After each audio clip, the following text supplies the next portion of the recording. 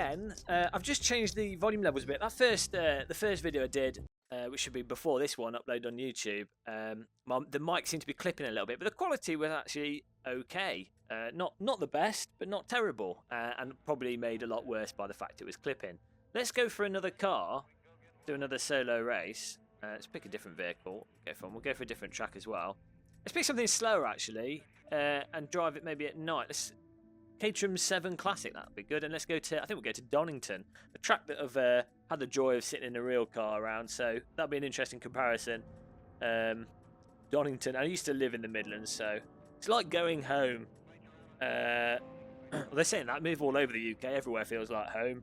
Everywhere feels like a wet cloud and a mild sense of depression, such as being British. Donington Park GP, National, there we go. And well, we've got it on 5 laps. Let's change the time of day, and we'll go for. Actually, let's double check that we're actually recording. Easy mistake to make with OBS is that you don't press the record button. Okay, we are actually recording, so we're okay. Time of day. You do have to get the headset spot on. You notice in menus actually, if you don't have the Rift in exactly the right place when you turn. Square objects or defined shapes warp and bend, which makes you feel a little bit off. But if you get the headset in exactly the right spot, then it's fine. And the Rift design actually keeps it in that spot once it's there, without it moving at all, because the foam's nice and thin and quite firm. So I want to start this in the evening. I have to use a mouse. The way they've designed the menus on this and the way the Rift kind of works, you really sort of need the Xbox controller around to be able to access menus in these games. Project Cars obviously wasn't designed for VR initially, so you can use buttons on your steering wheel and your keyboard and stuff and your mouse on the screen. But even then, with Project Cars, I think predominantly being a console game, and with the titles on the Rift store being designed with the Xbox controller in mind, it just ends up being really handy having the Xbox controller around. It's a little bit annoying though, in that you do have to have this Xbox controller lying around to guarantee that you can access everything properly with minimum fuss. But such is life. There we go, light cloud. We could go for could have light rain. Let's have light rain, that'd be interesting. And then starting time. We have it in the morning, light rain in the morning. That's welcome to England. How they do? Okay, there we go. Work out how they're doing the time. Time progress. Okay, we can go turbo time. This should be interesting. There we go. We can use the Project Cars weather. Project Cars has a really nice weather system where it actually cycles through different weather. It's very easy to set up. I think they did a really good job with the weather in Project Cars, actually. Probably visually one of the most dynamic games to actually come out, even outside of driving games. Just absolutely stunning what you can set up and have doing it. Whoever did the weather for Project Cars was clearly a ninja. I don't know if we're going to get through all the different weather in the time that we've set. Let's put it on sunny, then thunderstorm, then sunny again. We'll see what happens. So that should be that. That should be that. Ready to go. AI's on 100 assists off, of course.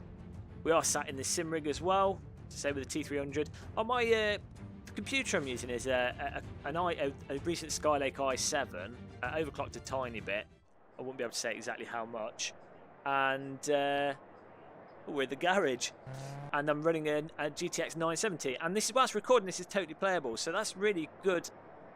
A good sign for people that are sort of worried about specs of their computer for VR. Oh, I think we might have a bug going on here. Oh no. Go, go, go. Don't know why we're starting from the pits, but we'll just roll with it. So yeah, even if you don't have a sort of supercomputer, I mean, I guess the system I'm running, in terms of the processor, it's a decent processor, but in terms of graphics card, which is what VR mostly leans on. Whoa, tyre's a bit slippy. You don't necessarily need a top-end graphics card, though. It'd be interesting to see where NVIDIA are just announcing on the 6th their new series of graphics cards. So that'll be really interesting to see how much they add to things. So I think with VR, one thing that is very apparent is increasing the render above the actual resolution of the screen makes a massive difference in the quality, and stuff like running more AA makes a massive difference in the quality. It makes things look a lot better, removes shimmer, I guess you'd describe it. You know, it's on, well, you can't see it on the recording probably, but in VR you can see stuff like the fencing over there. I've actually sat over there in real life. The fencing shimmers a bit, and some of this Armco and things in the distance shimmer a bit, and obviously if you run at high resolution that often improves that sort of thing with driving simulators. This is crazy, and really, really fantastic model of the track. I think they've used laser scan data. This car is, someone's put butter on the tyres.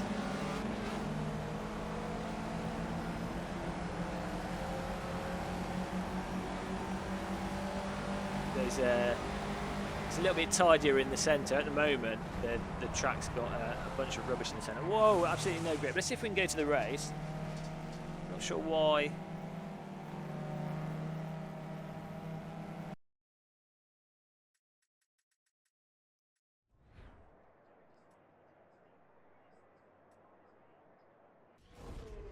Oh, there we go. Off to the races we go. Let's reset the camera. Spin that. Woo! AI on 100%. Don't know why I was going woo there. I was just excited that I was zooming past everyone. You sort of feel the acceleration a little bit. All these cars on the screen.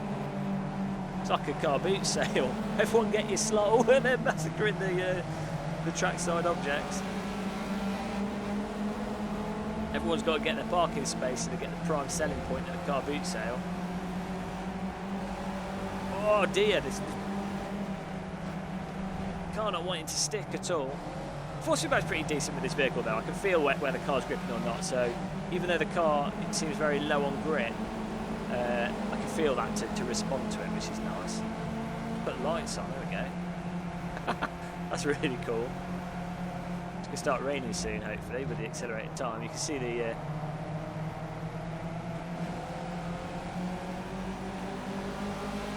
sun's still out. This isn't England. This isn't the England I know. I don't know why the AI are going off-road so much. Maybe it's because I put them on 100%, maybe that makes them extra aggressive or something.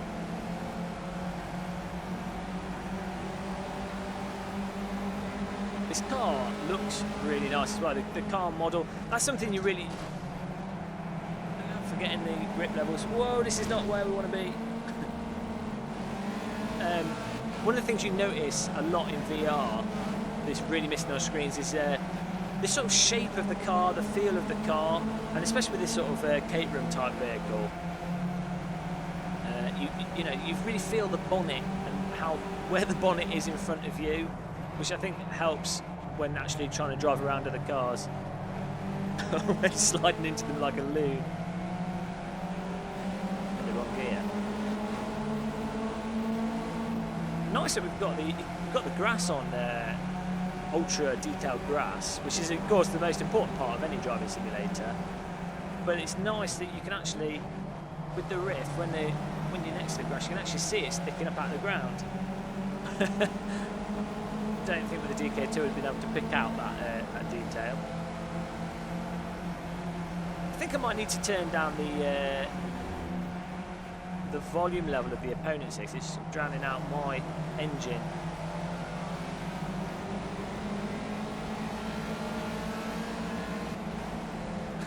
Flash him, just put him under pressure.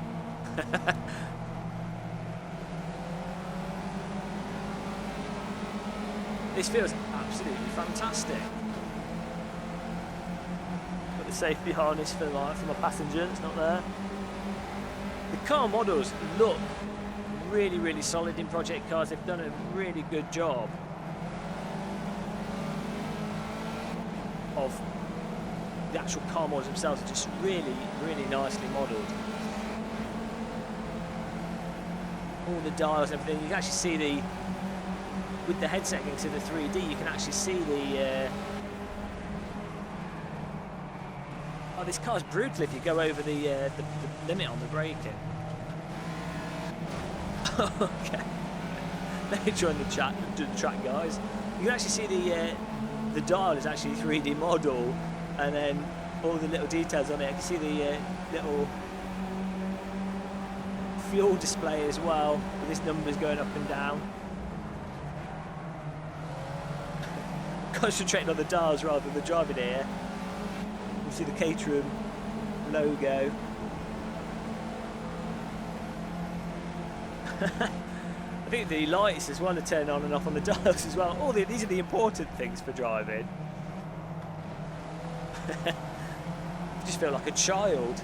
It's like I've been given a go in the front of the fire engine that they brought to the primary school. Incidentally, when that happened, there wasn't enough time for me to go in the front of the fire engine, and that's a grudge I'm going to hold for the rest of my life. But we'll recoup that grudge by getting in race cars and driving simulators. One day the dream will happen. Oh, I've got to watch out. I keep doing the same thing here. Welcome to Bad Driving with Gamer Muscle. I'm taking in the details more than I am the actual driving. I mean, this is the thing. I noticed with other videos that I've done. Oh my god, this car doesn't have any lateral grip when you're just going around the corner there. You just have to bear that in mind. I mean, every sim does its tyre models and physics difference. You just have to approach each sim as if each sim's a different car, and then each car in each sim's a different car. And just kind of go with it. Oh, look at that. So yeah, in other videos, people were saying, well, you know, why you're looking around so much. Wouldn't do that in real life. And yeah, if you're doing proper racing with the VR headset, you don't. You know, I wouldn't be turning my head crazy 90 degrees to the right. But when you first get these VR headsets, you really just want to look at all the details and take everything in and admire it all. But it's like when you first get a track IR, you're sort of like, woo, look around. But I think when you're racing properly, I found this with the DK2, when I was doing more iRacing races with the DK2, you start just using it far more naturally. Still getting the benefit of looking around, but you can do that every single time, I think. We'll remember for the first corner to brake sooner. But you do start just using it more naturally. You'll only really look to the left and right, sort of this much, really. And ideally, you have sims where the mirrors, I don't know why I'm pointing at it because it doesn't exist in reality. But you have sims where the mirrors actually, I guess that corner's a little bit off camera, that's might be why it's sliding now.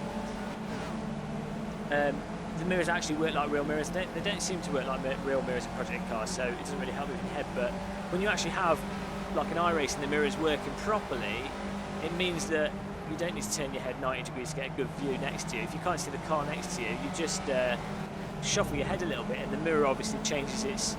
You can see behind you better because the mirror is changing as you move your head like in real life. And we're slowly getting to grips with this vehicle now.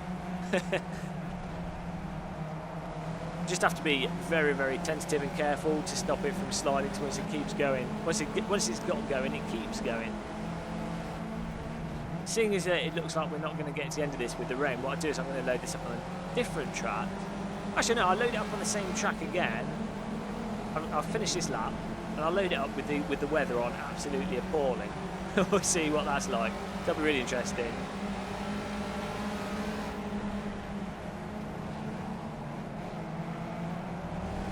There we go. He's still there. He's just cut right across there. Those corners in real life, if you were to hit the bumps with a car like this, I'm pretty sure it'd knacker in your wheels. I would just finish the race anyway, because those bumps at the side of the track are actually pretty damn big. Some curbing isn't too big in real life, but obviously some is really big, and you'd be surprised how big it is when you see it. I'll be like, yep, you really would want to drive your car to that. And in VR, you can actually appreciate the height of it, but a lot of the driving sims and driving games don't really factor in the damage that it would do ramming your car against them. Return to race centre. We're going to go crazy weather because we didn't have the time multiplication on enough there to really get into the dirty weather. Let's go full out thunderstorm.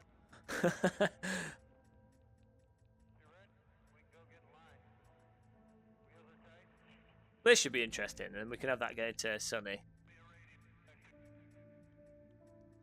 And we can start going into the evening. That'd be nice. Should be crazy weather transition, but you know that'll look nice. And we'll keep the settings the same. We don't need the qualifying. There we go. Just go straight to the race.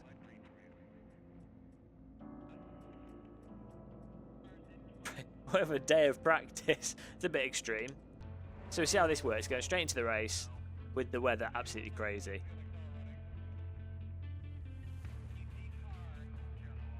Really nice. Even whilst it's loading, there's no stutter either. Whoa, we've got water on our face. Probably need to turn that off. That's a bit weird. So even with the loading, not really a problem with stutter. These raindrops are absurd. Oh dear. Put the headlights on. There we go. Well, apart from the raindrops. Whoa! It's just like Jurassic Park. It's a T-Rex. Oh, we'll leave raindrops on the face, but in VR they don't look too good. They're sort of like someone's got a sheet of plexiglass in front of me. And there's slowly animated water drop that's on that plexiglass. We'll peer through it. Actually, no, I'm going to turn that off because that's horrendous. We'll exit that. I'm pretty sure I saw an option to turn it off in the menu before, so we'll do that quickly. But I looked at outside of the raindrops. That looked absolutely incredible. We need the Xbox controller again. Options, there we go. Visuals. Raindrops, there we go. I hope that's the headset. Raindrops. There's.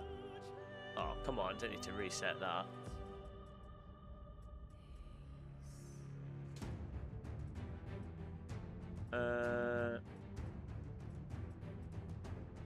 Okay, we'll see if that works. Hopefully, I don't have to reset the game to have that work, but we'll see. Load back in.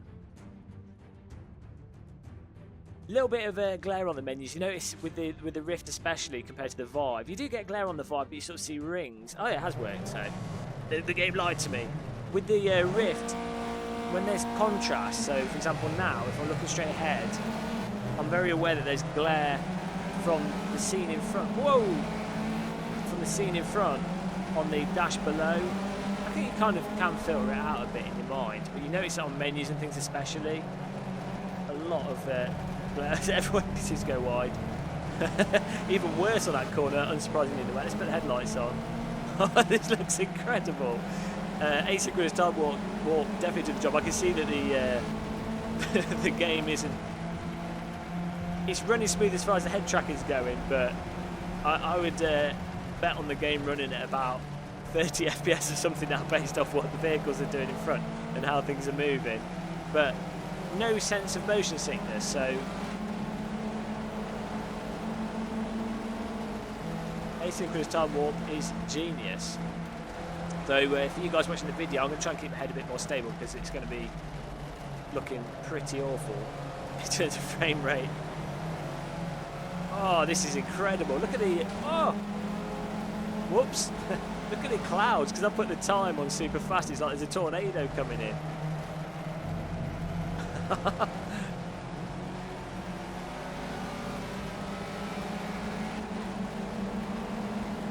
The visibility... Actually, it's really good, because the visibility is very poor, but... Oh! Thank you. Oh! It's the end of the world.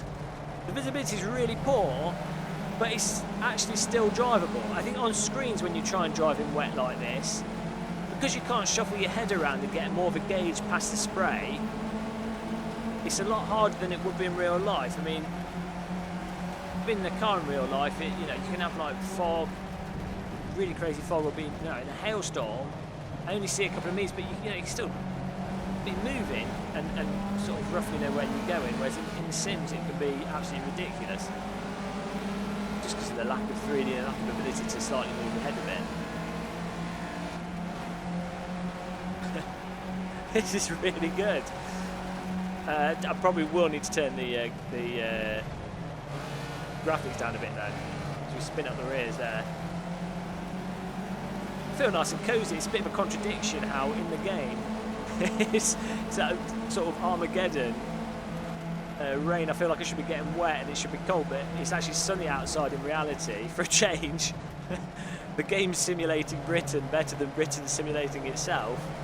And the contradiction's a bit bizarre. It's like I've got some superb heating system in my car, one of those, maybe like one of those motorbike raincoat things where you get heated from the vehicle and you're isolated from the outside elements. Oh, look at the car behind me. Is I don't know where it's not being rendered, or I know it's lightning. The dash was lighting up there. It's a little bit weird, the clouds moving fast in the vehicle. This is truly tornado weather. It's just purely my fault for putting the time on super accelerated. Feel like I'm driving the DeLorean. We're going back in time, guys. Hit 88 miles per hour, there we go. Maybe we'll be able to take this corner without sliding off. Oh, look at that. There you go, the car behind is lighting up our dash. Oh, the fog's coming in now. That's really nice. I do love how Project Cars' graphics are so dynamic and whoa! So dynamic and variable. The lightning. Oh, that's so good. It probably lights up the track with that blue sort of purpley hue from the lightning bolt. And it's obviously more noticeable because it's now going to night time. It's like a horror movie now. This is so good. So good. If you're a bit of a... if you like your real-time graphics, this is such a spectacle. Don't go straight up though, because the clouds, it's like a portal to another dimension. Oh dear. That's pretty funny. Okay, this is, I get the impression this is running at about 15 FPS now in the sim. So sorry for you guys watching the video. I've pushed the limit. My computer's going to burst into flames. Reached the limits of asynchronous time warp. As we finish the race, computer on fire. We came 7th against AI in Jurassic Park dinosaur weather. Whoa, lightning strike! Really good. So well, that's the Caterham in crazy weather. Good test, as I say, on the time warp. Time warp, asynchronous time warp. Let's do the asynchronous time warp together. Really good. I'm going to turn the graphics down. We're going to check out more content. But I'm so excited for just VR in general driving games. We need both Vive and Rift support in all the driving games because it just transforms them. It makes them so much better. Oh dear. So thanks for watching this. Don't forget to subscribe and like. We're going to be doing loads more VR videos. I will see you in the next video we do. It should be coming very soon. Goodbye.